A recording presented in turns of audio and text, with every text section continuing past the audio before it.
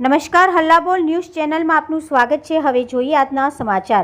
અમદાવાદ જિલ્લાના બાવડા બગોદરા હાઈવે પર ગમકવાર અકસ્માત। 4 વાહનો વચ્ચે અકસ્માતમાં 2 વ્યક્તિના મોત નીપજ્યા।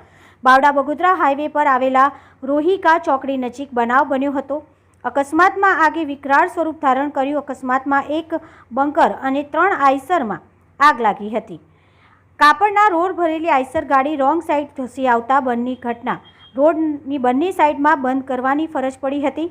હાઈવે પર ટ્રાફિક જામના દ્રશ્યો સર્જાયા હતા। 3 આઈસરની ગાડીઓ બળીને ખાખ થઈ ગઈ હતી।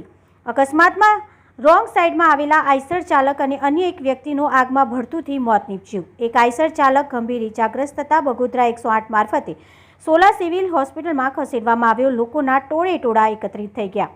ધોળકા બાવડા સાણંદ ફાયર બ્રિગેડ ઘટના સ્થળે પહોંચી હતી। મહા મહેનતે પાણીનો મારો ચલાવી 3 કલાક બાદ આગ ઉપર કાબૂ મેળવ્યો હતો।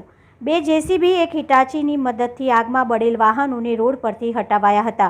ઘટના સ્થળે અમદાવાદ જિલ્લા પોલીસ વડા ઓમ પ્રકાશ જાટ, મેજિસ્ટ્રેટ બગોદરા, આરોગ્યના ડોક્ટર સહિતનો કાફલો દોડી આવ્યો હતો। બંને મૃતદેહોને બહાર કાઢી પીએમ માટે ખસેડવામાં આવ્યા હતા। Head office, Hallabol news channel.